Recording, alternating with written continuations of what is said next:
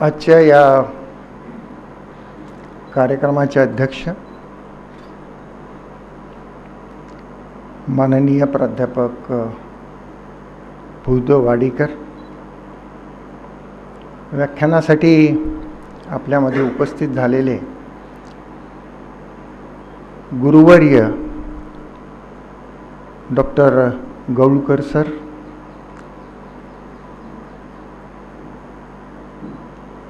या संस्थेचे संशोधन संस्थेचे संचालक गुरुवर्य डॉक्टर प्रभाकर देव, नांदेड एज्युकेशन सोसायटीचे अध्यक्ष डॉक्टर व्यंकटेशजी कापदे, नरहर कुरुंदकर प्रतिष्ठानच्या अध्यक्षा श्यामलताई पत्की, दीपनाथजी पत्की, माझे मित्र श्रीनिवास पांडेजी आणि सर्व उपस्थित, माझा जो विषय आहे पांडे सरांनी सांगितल्याप्रमाणे मराठ्यांचा इतिहास आणि कुरुंदकरांची भूमिका,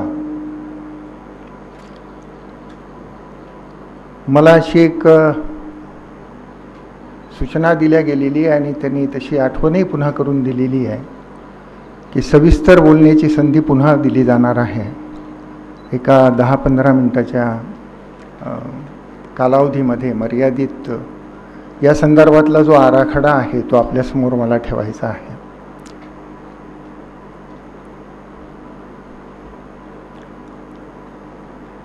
मराठ्यांच्या इतिहासाशी आपण तसे परिचित आहोत, पण इतिहासाशी परिचित असणं आणि घडलेल्या घटनांच्या मागे जे तत्वज्ञान आहे, जी तथ्य आहेत, ज्याला आपण घटित असं म्हणतो किंवा ज्याला आपण फॅक्ट्स असं म्हणतो, त्या अनुषंगाने जी मीमांसा केली जाते त्या मीमांसेचा तेवढासा संबंध सर्वसामान्यपणे सर्वांचा येत नाही. थोडंसं मागे मी घेऊन जातो तुम्हाला की मराठ्यांच्या इतिहास लेखनाचा प्रारंभ इसवी सन 1826 मध्ये जेम्स कनिंगहॅम ग्रँडफ यांनी हिस्ट्री ऑफ मराठा या ग्रंथांच्या मधून केला आणि त्याच्यानंतर जवळपास 40 वर्षानंतर नीळकंठ जनार्दन कीर्तने 1866-67 दरम्यान ग्रँडफच्या ज्या चुका होत्या त्या चुकांचे हप्ते या नावानेच काही लेख त्यांनी लिहिले आणि आपल्याला असं दिसतं नंतरच्या कालावधीमध्ये की मराठ्यांच्या इतिहास लेखनाला प्रारंभ झाला. फार सविस्तर मला काही सांगायचं नाही आहे, त्याच्यामुळे थोड्या अशा गॅप्स या सगळ्यामध्ये असतील त्या समजून घ्याव्या लागतील. आपण सर्व या सगळ्या क्रमाशी तशी परिचित आहात. मराठ्यांच्या इतिहास लेखनाचे प्रामुख्याने 2 प्रवाह समजले जातात. एक विष्णुशास्त्री चिपळूणकर आणि राजवाडेंचा प्रवाह. हा जो प्रवाह आहे त्या प्रवाहाची काही वैशिष्ट्ये आहेत. चिपळूणकरांना आणि विश्वनाथ काशीनाथ राजवाडे यांना प्रामुख्याने पेशवाईचा अभिमान होता. रामदास स्वामींच्या संदर्भामध्ये गौरवाची भावना होती आणि जातीच्या संदर्भामध्ये प्रामुख्याने विचार आपल्याला तिथे कुठेतरी अधोरेखित झालेला आहे. तो कुठेतरी येतो त्या सगळ्या विवेचनामध्ये असं दिसून येतं. हा जो अभिमान होता याची अत्यंत उत्कट ज्याला म्हणता येऊ शकेल तशी प्रतिक्रिया ही नंतर एक प्रवाह निर्माण झाला, त्या प्रवाहातून आपल्याला दिसून येते आणि तो प्रवाह होता राजाराम शास्त्री भागवत आणि त्र्यंबक शंकर शेजवलकरांचा. पेशवाईचा अभिमान आणि एकदम दुसरी अशा पद्धतीच्या टोकाची प्रतिक्रिया किंवा तशा पद्धतीचं एक लिखाणाच्या दृष्टिकोनातूनचं असणारं आणि त्या भोवती केंद्रीभूत त्याला केंद्र मानून असं जे विश्लेषण आणि विवेचन आहे, अशा पद्धतीची जी मीमांसा आहे ती आपल्याला राजाराम शास्त्री भागवत आणि त्र्यंबक शंकर शेजवलकरांच्या लिखाणामधून दिसून येते. शेजवलकरांचं म्हणणं असं होतं की मराठ्यांचा जो किंवा इथे जी इंग्रजांची सत्ता आली ती सत्ता येण्याचं महत्त्वाचं जर कोणी कारण असेल तर ते पेशवे आहेत. आणि त्याच्यामुळे या देशाच्या गुलामगिरीसाठी जर कुणी कारणीभूत असेल तर ती जबाबदारी पेशव्यांची जबाबदारी आहे, असं एक विचारांचं केंद्र मानून त्या भोवती सर्व प्रकारची मीमांसा शेजवलकरांची गुंफल्या गेलेली आहे, असं आपल्याला शेजवलकरांचं सर्व वाङ्मय जर आपण वाचलं तर त्याच्यामधून ते लक्षात येऊ शकतं. या ज्या दोन प्रवाहांचं स्वरूप आहे हे अगदी परस्पर विरोधी भिन्न अशा पद्धतीच्या दृष्टिकोन असण्याच्या मधून निर्माण झालेला आहे. या दोन्ही प्रवाहांच्या संदर्भामध्ये एक गोष्ट आपण प्रामुख्याने लक्षात घेतली पाहिजे की शेजवलकरांच्या बाबतीत कुरूंकरांनीच असं म्हटलेलं आहे की पुराव्याशिवाय शेजवलकरांनी काहीही लिहिलं नाही. त्याच्यामुळे शेजवलकरांची जी मतं आहेत त्या मतांच्या मध्ये पूर्वग्रह जरी असले किंवा अतिरेक जरी असला, कुठेतरी विकारी अशा पद्धतीची दृष्टी जरी असली तरी कुठेतरी त्याला आधार आहे, कुठेतरी त्याला पुरावा आहे आणि ती या पहिल्या प्रवाहाची प्रतिक्रिया आहे. आणि त्या दृष्टिकोनातून शेजवलकरांच्या लिखाणाला आपण समजून घेतलं पाहिजे अशा पद्धतीची भूमिका कुरूंकरांनी घेतलेली भूमिका आहे. आपण जेव्हा या नंतरचा या लेखनाच्या संदर्भातला विचार करतो तेव्हा आपल्याला असं दिसून येतं, अनुष्ठुभ जानेवारी फरवरी 1981चा एक अंक आहे. इसवी सन 1980 मध्ये धुळ्याला महाराष्ट्र इतिहास परिषद झाली होती आणि या इतिहास परिषदेचे मध्ययुगीन सत्राचे अध्यक्ष म्हणून कुरूंकर उपस्थित होते. अत्यंत विलक्षण अशा पद्धतीचा दृष्टिकोन आपल्याला या अनुष्ठुभ मधल्या जवळपास 25 पानी ज्याला म्हणता येऊ शकाल आपल्याला 25 पृष्ठांचा हा लेख आहे. आणि त्या लेखामधून जी मांडणी केलेली आहे मराठ्यांच्या इतिहासाची ती मांडणी ही अगदी वेगळ्या अशा पद्धतीचा आयाम, वेगळे अशा पद्धतीचे प्रश्न, वेगळी अशा पद्धतीची भूमिका स्पष्ट करणारी आहे. या लेखामध्ये एक उल्लेख अशा पद्धतीचा आहे की महामहोपाध्याय दत्तोवामन पोद्दार आणि कुरूंकर यांच्या ज्या भेटीगाठी होत असत त्या भेटीगाठीमधून ज्या चर्चा होत असत त्या चर्चांचा अगदी ज्या पद्धतीने त्या चर्चा झालेल्या आहेत, म्हणजे जसं आपण बोलतो तशा पद्धतीच्या भाषेमध्ये, तशा पद्धतीच्या बोलण्यामध्ये त्या प्रकारचा उल्लेख आहे आणि तो सगळा संवादच त्या अनुष्ठुभच्या अंकामध्ये आहे. आणि मग या महामहोपाध्याय दत्तोवामन पोद्दारांनी असं त्यांच्या बोलण्यातून सुचवलं की खरं म्हणजे हे जे दोन प्रवाह आहेत त्या दोन प्रवाहांच्या व्यतिरिक्त एक तिसरा प्रवाह आहे जो दुर्लक्षित राहिलेला आहे. आणि हा तिसरा प्रवाह कोणता आहे तर हा तिसरा प्रवाह त्यांनी सांगितलं की वासुदेव वामन शास्त्री खरे यांचा आहे. वासुदेव वामन शास्त्री खरेंनी जी भूमिका घेतली ती भूमिका ही इंग्रज आणि मराठे हा जो ग्रंथ आहे नचिकेळकरांचा त्याला लिहिलेली जी प्रस्तावना आहे ही प्रस्तावना सुद्धा साधारणपणे 30-35 पेजेसची प्रस्तावना आहे. पण या प्रस्तावनेचं वैशिष्ट्य हे आहे की अत्यंत ज्याला आपण म्हणतो की कुठल्याही प्रकारचा पूर्वग्रह नाही, कुठल्याही प्रकारचा अभिनिवेश नाही, कुठल्याही प्रकारचा विकार त्याच्यामध्ये नाही. आणि या सर्व गोष्टींच्या पासून मुक्त अशा पद्धतीचं असणारं जे चिंतन आहे मराठ्यांच्या इतिहासाच्या संदर्भातलं, ते या प्रस्तावनेमध्ये आहे. आपण हे इथे समजून घेण्यासारखं आहे की कुरूंकरांचा जो दृष्टिकोन आहे इतिहासाची मराठ्यांच्या संदर्भातली केलेली त्यांनी जी मीमांसा आहे, ती मीमांसा ही प्रामुख्याने त्याचा जो प्रारंभ बिंदू आहे तो प्रारंभ बिंदू खरे शास्त्री आहे. यातला आणखी एक महत्त्वाचा मुद्दा अशा पद्धतीचा आहे की सगळे जे लिखाण आहे कुरूंकरांचं,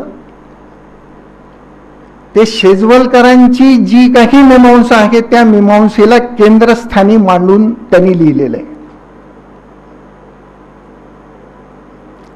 त्यांचा जो या लिखाणाचा एकूण जो कालखंड आहे 1963 मध्ये मागोवामध्ये जो संपादित लेख आहे त्र्यंबक शंकर शेजवलकरांच्या वरती,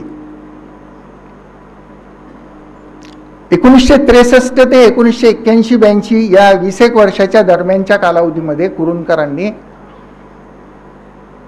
अनेक वेगवेगळ्या कारणांनी वेगवेगळ्या निमित्ताने लिहिलेलं आहे. वेगवेगळ्या कारणाने आणि वेगवेगळ्या निमित्ताने जरी लिहिलं गेलं असलं तरी मराठ्यांच्या इतिहासाच्या संदर्भातलं अत्यंत मौलिक अशा पद्धतीचं जे लिखाण आहे किंवा ज्याला तात्विक अशा पद्धतीची बैठक आहे किंवा अधिष्ठान आहे, ते लिखाण प्रामुख्याने मी आधी सांगितल्याप्रमाणे शेजवलकरांच्या वरती असणारा हा लेख, त्याच्यानंतर रणजित देसाईंची जी श्रीमान योगी नावाची कादंबरी आहे त्याला असणारी प्रदीर्घ अशा पद्धतीची प्रस्तावना, आणि अनुष्ठुभमध्ये धुळ्याचं जे भाषण आहे ते पूर्णपणे छापलेलं आहे. ते जवळपास 25-30 पेजेस. मराठ्यांच्या इतिहासाच्या संदर्भातले एकूण या सगळ्या पृष्ठांची बेरीज जरी आपण केली तर साधारणपणे कुरूंकरांनी जे लिहिलेलं आहे मराठ्यांच्या इतिहासाची मीमांसा करणारं ते 145 पेजेस एवढं आहे. लोकस्वराज्यमध्ये किंवा वेगवेगळ्या निमित्ताने लिहिलेले जे लेख आहेत, छत्रपतींच्यावरती लिहिलेले लेख आहेत किंवा सेनापती म्हणून त्यांचं सेनापतित्व या संदर्भातले लिहिलेले जे लेख आहेत किंवा या दरम्यानच्या कालावधीमध्ये त्यांनी लिहिलेली शिवराज मुजरामधला जो लेख आहे, असे अनेक लेख आहेत. किंवा छत्रपती शिवाजी महाराजांचं जीवन रहस्य असं एक साधारणपणे 50-60 पेजेसचं एक छोटी पुस्तिका आहे. पण मूलभूत अशा पद्धतीचं जे तत्वचिंतन आहे, मूलभूत अशा पद्धतीची असणारी जी ज्याला आपण तात्विक अशा पद्धतीची मीमांसा म्हणू शकू, ती मी आधी सांगितलेल्या या 3 लेखांच्या मध्ये आहे आणि ती अत्यंत मौलिक स्वरूपाची आहे, अत्यंत महत्त्वपूर्ण अशा पद्धतीची आहे. एक आपण लक्षात घेतलं पाहिजे की व्हॉट इज हिस्ट्री नावाचा एक ग्रंथ आहे आणि E.H. कार यांनी लिहिलेला हा ग्रंथ आहे. E.H. कारचं एक विधान आहे, ते अत्यंत प्रसिद्ध आहे. E.H. कारनी असं म्हटलेलं होतं की इतिहास समजून घेण्याच्या पूर्वी इतिहासकाराला समजून घ्या. व्हॉट इज हिस्ट्री नावाच्या ग्रंथामध्ये एखादा इतिहास लेखक आहे, एखादा इतिहासकार आहे आणि त्यांनी इतिहासाची केलेली मीमांसा आहे. इतिहासाची मीमांसा समजून घेण्याच्या पूर्वी इतिहासकार आपण समजून घेतला पाहिजे आणि इतिहासकार का समजून घेतला पाहिजे हे स्पष्ट करत असताना आपल्या हे लक्षात येऊ शकेल की इतिहासकार हा इतिहासाचं आणि समाजाचं अपत्य असतो असं मानलं जातं, असं म्हटलं जातं. एक अजून या संदर्भातली जो मुद्दा आपण लक्षात घेतला पाहिजे तो मुद्दा अशा पद्धतीचा आहे की वस्तुनिष्ठ ऐतिहासिक सत्य असं काहीही नसतं, ज्याला आपण ऑब्जेक्टिव्ह हिस्टॉरिकल ट्रूथ असं म्हणतो. असं वस्तुनिष्ठ ऐतिहासिक सत्य असं काहीही नसतं, हे सुद्धा वाक्य कारचंच वाक्य आहे. कारणे पुढे त्या वाक्याला जोडूनच अजून एक वाक्य असं आहे की कोणताही अन्वयार्थ पूर्णपणे वस्तुनिष्ठ नसतो. आता ह्या ज्या दोन्ही गोष्टी आहेत त्या दोन्ही गोष्टी जर आपण लक्षात घेतल्या, किंबहुना त्या प्रत्येकाने लक्षात घेतल्या पाहिजेतच. म्हणजे मग आपल्या असं लक्षात येऊ शकेल की जो इतिहासकार इतिहासाचं विश्लेषण करतो, इतिहासाची मांडणी करतो, इतिहासाची मीमांसा करतो, त्या इतिहासाच्या मीमांसेमध्ये त्यांच्या व्यक्तिमत्वाचं, त्यांच्या विचारांचा कुठेतरी प्रभाव आपल्याला जाणवतो किंवा तो कुठेतरी तशा पद्धतीने प्रतिबिंबित झाल्याशिवाय राहत नाही. इथे मुद्दा असा आहे की जेव्हा कुरूंकरांची इतिहास मीमांसा आपल्याला समजून घ्यायची आहे तेव्हा आपल्याला हे समजून घेतलं पाहिजे की कुरूंकर हे व्यक्तिमत्व कसं आहे, कुरूंकरांची जी एकूण वैचारिक जडणघडण आहे ती कशा पद्धतीची आहे, त्यांचा कुठल्या विचारांच्या वरती विश्वास होता, किंबहुना कुठल्या पद्धतीच्या जीवननिष्ठा आणि कुठल्या पद्धतीची मूल्य ही त्यांनी आयुष्यभर अत्यंत मौलिक स्वरूपाची आणि महत्त्वाची मानलेली आहेत. अधिक वेळ घेणारा मुद्दा आहे, फक्त मी इथे स्पर्श करतो आणि सोडून देतो. हे जर आपण लक्षात घेतलं तर आपल्याला माहिती आहे की कुरूंकरांचे विचार काय होते हे मी आणि त्यातही नांदेडला आणि त्यातही या सभागृहामध्ये सांगण्याची गरज आहे असं मला वाटत नाही. समाजवाद, मार्क्सवाद, पंडित नेहरू, राष्ट्रसेवा दल, महात्मा गांधी ही अत्यंत आदराची, श्रद्धेची ठिकाणं आहेत आणि त्याच्यामुळे त्यांच्या विचारांच्या मधून जे काही आपल्याला दिसतं त्याचा कुठेतरी संबंध या सगळ्या लेखनाला प्रभावित करतो का, अशा पद्धतीचा एक प्रश्न आपल्या मनामध्ये अपरिहार्यपणे निर्माण झाला पाहिजे, किंबहुना तो निर्माण होणं हे क्रमप्राप्त आहे. म्हणून एकूण इतिहासाची मीमांसा करत असताना आपल्याला म्हणजे कुरूंकरांच्या लेखनाच्या संदर्भामध्ये इतिहास लेखनाची मीमांसा करत असताना या मुद्द्याला आपल्याला कुठेतरी महत्त्व द्यावं लागेल. हा मुद्दा त्या दृष्टिकोनातून आपल्याला लक्षात घ्यावा लागेल. शेजवलकरांनी काय म्हटलेलं आहे ते मी सांगू शकत नाही, सांगणार नाही. 10-12 मिनिटं जे होते त्यातले जवळपास 10 मिनिटं संपलेले आहेत. शेजवलकरांचे 2-3 पुस्तकं आहेत, अत्यंत वेगळ्या अशा पद्धतीची, अत्यंत मौलिक अशा पद्धतीची मीमांसा शेजवलकरांनी मराठ्यांच्या इतिहासाची केलेली आहे. शिवाजी महाराजाला जागतिक पटलावरती नेऊन त्या दृष्टिकोनातून शिवमय होऊन त्यांची लेखनी शिवमय झालेली होती अशा पद्धतीची वर्णन आपल्याला शेजवलकरांच्या संदर्भामध्ये दिसून येतात. त्यांनी काही सैद्धांतिक अशा पद्धतीचं लिखाण केलेलं आहे. राजवाड्यांचं जे सैद्धांतिक लिखाण आहे त्या लिखाणामधले सिद्धांत आज जवळपास कोणतेही काळाच्या ओघामध्ये कोणत्याही ज्याला आपण छाननीच्या आधाराने टिकत नाही. शेजवलकरांच्या बाबतीमध्ये तसं घडत नाही. शेजवलकरांच्या मीमांसेच्या संदर्भामध्ये कुरूंकरांनीच असं म्हटलेलं आहे की ही जी मीमांसा आहे शेजवलकरांची ही अत्यंत अप्रिय आहे, अत्यंत तिखट स्वरूपाची आहे, पण खूपशी बरोबर सुद्धा आहे. शेजवलकरांशी कुठे कुठे सहमत होत आणि काही मुद्द्यांचं खंडन करत करत खरे शास्त्रींचा जो असणारा प्रवाह आहे तो वाढवण्याचं अत्यंत मौलिक अशा पद्धतीचं काम या दोन्ही प्रवाहांच्या व्यतिरिक्त जो प्रवाह दुर्लक्षित राहिलेला होता त्या प्रवाहाला अधिक विकसित करण्याचं काम, त्या प्रवाहाला अधिक भरीव करण्याचं काम, तो जो प्रवाह होता जो संक्षिप्त पद्धतीने या इंग्रज आणि मराठे नचिकेळकरांच्या ग्रंथांच्या प्रस्तावनेमधून पुढे मांडला गेलेला होता आणि पोद्दारांनी जो दुर्लक्षित राहिलेला म्हटलं होतं त्या प्रवाहाला अधिक विस्तृत आणि व्यापक करण्याची मौलिक कामगिरी या दरम्यानच्या कालावधीमध्ये कुरूंकरांच्या या एकूण लिखाणामधून झालेली आहे असं आपल्याला दिसतं. मराठ्यांच्या इतिहासामधले जे प्रतिभावंत इतिहासकार आहेत, राजवाड्यांचं लिखाण आणि राजवाड्यांचे सिद्धांत कुठेही आज जरी टिकले नाहीत तरी राजवाडे हे प्रतिभावंत इतिहास संशोधक होते, इतिहासकार होते. मराठ्यांच्या इतिहासाच्या खंड 1ला त्यांची पानिपतच्या युद्धाच्या संदर्भातली जी प्रस्तावना आहे त्या प्रस्तावनेमधला आता जवळपास काही मान्य नाही. जवळपास आता ती कुठेही ते वस्तुस्थितीला धरू नये असं समजल्या जात नाही. पण तो प्रारंभ आहे.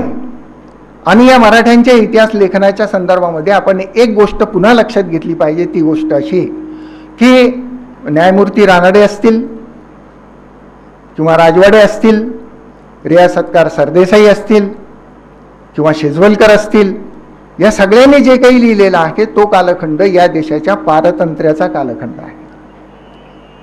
म्हणून या सगळ्या लिखाणामध्ये राष्ट्रवादाला कुठेतरी प्रेरित करण्याच्या उद्देशाने हे सगळे लिखाण झालेलं आहे. कुरूंकरांच्या बाबतीमध्ये जेव्हा विचार आपण करतो तेव्हा कुरूंकर जे लिहिता आहेत, मराठ्यांच्या इतिहासाची जी मीमांसा करता आहेत, ती मीमांसा ही स्वातंत्र्योत्तर भारतामधील निर्माण झालेले प्रश्न वेगवेगळे अशा पद्धतीचे आणि स्वातंत्र्यानंतरच्या भारतामध्ये ज्या काही सामाजिक अशा पद्धतीच्या गरजा, सामाजिक अशा पद्धतीचे प्रश्न निर्माण झाले, समस्या निर्माण झाल्या, कळत न कळत या सगळ्या गोष्टींचा परिणाम आणि प्रभाव इतिहास लेखनावरती, इतिहास मीमांसेवरती इतिहासकाराच्या होत असतो, हेही आपण लक्षात घेतलं पाहिजे. आणि म्हणून एकतर एवढी मोठी प्रदीर्घ अशा पद्धतीची परंपरा ही कुरूंकरांच्या पाठीमागे उभी आहे. स्वातंत्र्याच्या नंतरचा हा कालखंड आहे. खरे शास्त्रींचा असणारा जो दृष्टिकोन आहे तो दृष्टिकोन, तो प्रारंभ बिंदू आहे. हे सगळं जरी असलं तरी पण कुरूंकरांच्या या प्रस्तावनेतून मराठ्यांच्या इतिहास लेखनाचं दुबळं असणारं क्षेत्र अधिक संपन्न झालेलं आहे, अधिक समृद्ध झालेलं आहे, हे आपल्याला मान्य करावं लागतं. आणि ते मान्य करण्याशिवाय दुसरा अशा पद्धतीचा कुठलाही पर्याय सामान्यपणे तटस्थ अशा पद्धतीच्या वाचकाच्या समोर उरणार नाही.